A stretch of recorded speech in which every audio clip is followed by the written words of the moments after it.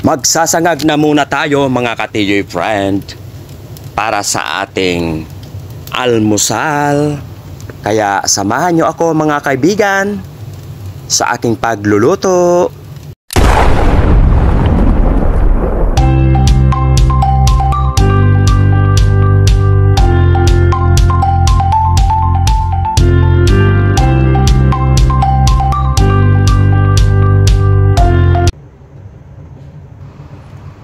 Ayan, una lang po natin gagawin, nakahanda na yung ating kawali. Nilagyan na natin ng mantika. Ninagay na natin yung ating bawang. Piprituhin lang natin yan, mga kapatid. Halo-haloin lang natin yan. Siyempre, magbabati tayo ng 3 itlog. 2. 3. Ayan. Yan muna ang una natin gagawin sa ating pagsasangag.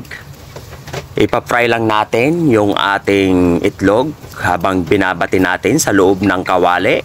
Pinapaikot-ikot natin yung ating sandok. Inaantay lang natin na maluto yung ating inilagay na itlog.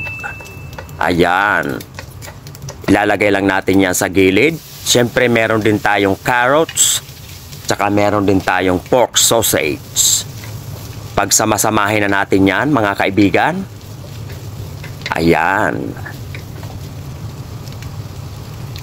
Tataktakan natin yan ng paminta. Masarap na naman ang ating almusal ngayon mga kaibigan. Tsak na mapaparami naman ang kain natin ito. Siyempre ilagay na po natin mga ka-TJ friend yung ating tirang kanin. Ayan, ihahalo na natin lahat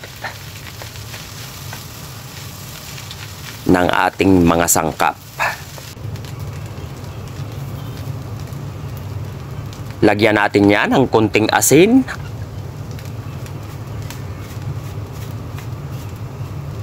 Siyempre, naglagay din ako ng konting seasoning. Ayan.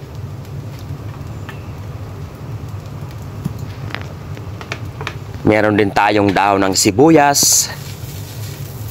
Ganun lang kasimple mga ka-TJ friend ang pagluluto ng sinangag. Ayan, meron na tayong pang-almusal mga kaibigan. Siguradong mapaparami na naman ang ating makakain ito. Masarap na naman ang ating almusal. Tapos, sasabayan natin yan ng kape. Ay wow! Talagang mapaparami ang kain natin ito. Ayan. Ihanda na ang inyong paglalagyan mga kaibigan. At luto na ang ating sinangag.